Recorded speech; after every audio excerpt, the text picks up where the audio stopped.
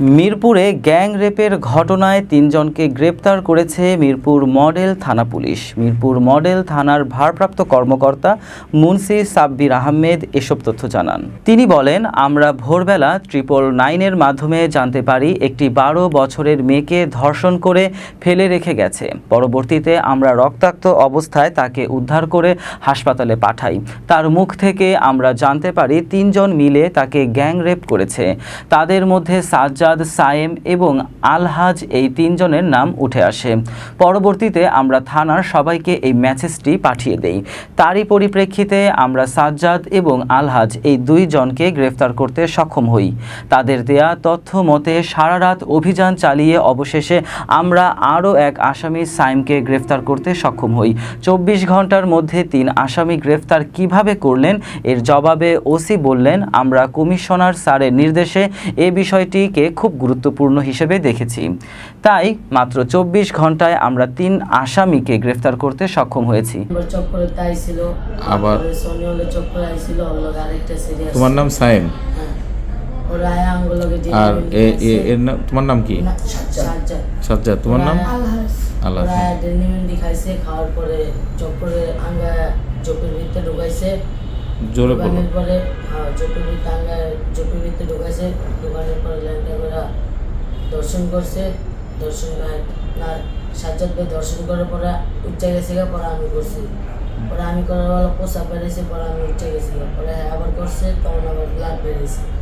Blood বেরানোর পরে আবার উঠে গেছে। উঠে যাওয়ার পরে আলাজি করছে। আলাজি করে পরে আমরা আবার চক্করের বাইরে নিয়ে বয়াতেছি। গতকাল সকালবেলা আমরা সংবাদ পাই যে আমাদের থানাধীন সোনি ক্লাব গোল চত্বরে একটা 11-12 বছরের একটা শিশু বাচ্চা অসুস্থ অবস্থায় রক্তাক্ত অবস্থা পড়ে আছে। সংবাদ প্রাপ্তির সাথে সাথে আমরা সেখানে মোবাইল পেটে দ্রুত পাঠাই। মোবাইল পেটে অফিসার গিয়ে দেখে মেয়েটাকে কয়েকজন লোক অসুস্থ অবস্থায় তাকে রেখে দিয়েছে। তার অবস্থা খুব খারাপ। দ্রুত আমাদের মোবাইল গাড়ি পুলিশ তাৎক্ষণিক তাকে সোহরাওয়ার্দী হাসপাতালে নিয়ে যায়। সোহরাওয়ার্দী হাসপাতালে নিয়ে ডাক্তার তাকে দ্রুত চিকিৎসার ব্যবস্থা শুরু করেন। মেয়েটির অবস্থা খুব খারাপ, এমত অবস্থা তাকে তাৎক্ষণিকই আইসিইউর ব্যবস্থা করা হয়। এবং মেয়েটার মুখ থেকে আমরা যেটা জানতে পারি যে গতকাল সকালবেলা ভোর 4টে সাড়ে 4টার দিক থাকে 3 জন ছেলে, বাচ্চা ছেলে, তাদেরও বয়স কম। তাদের একজনের নাম মোহাম্মদ সাজ্জাদ, একজনের নাম মোহাম্মদ সায়েম, আর একজন আলহাজ। এই 3 জন মিলে তাকে গোল চত্বরের ভিতরে নিয়ে একটা ঝোপঝাড় আছে, এইখানে নিয়ে তাকে প্রথমে সাজ্জাদ, এরপরে সায়েম, এরপরে আলহাজ 3 জনেই পালাক্রমে তাকে দর্শন করে এবং দর্শন করে 3 জনই তাকে এই রক্তাক্ত অবস্থায় ফেলে রেখে চলে যান। এমত অবস্থায় আমরা তার মুখ থেকেই সাজ্জাদ, সায়েম এবং আলহাজ এদের গ্রেপ্তারের জন্য আমি 3-4টে আমাদের যে থানার যে টিম আছে, আমরা চৌকস যে টিম, তাদের প্রত্যেককে মেসেজটা দিয়ে অভিযান পরিচালনা শুরু করে দিই।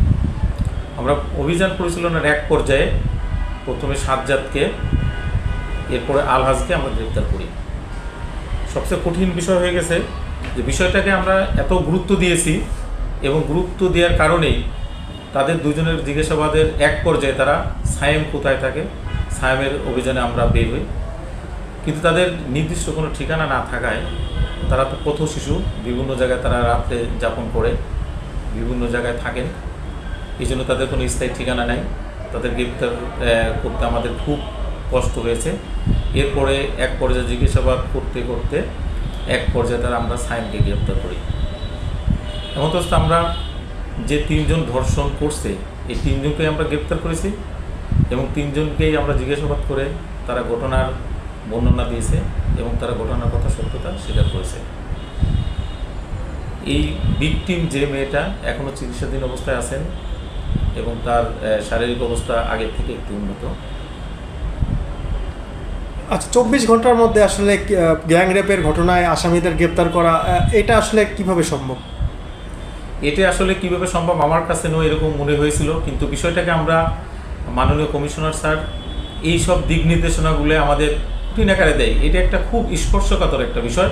এবং এই বিষয়টাকে এত গুরুত্ব দিয়েছি এবং গুরুত্ব দেওয়ার কারণে আমরা মানে এত অভিযান করছি, মানে আমরা তারে গ্রেপ্তার করার জন্য রিকশাওয়ালা থেকে শুরু করে বিভিন্ন গোলচত্বরে যারা বিভিন্ন পথশিশু বিভিন্ন অবস্থায় থাকেন প্রত্যেকের বর্ণনা, চেহারার বর্ণনা দিয়ে বিভিন্নভাবে চেষ্টা করে আমরা গুরুত্ব বেশি দিয়েছি।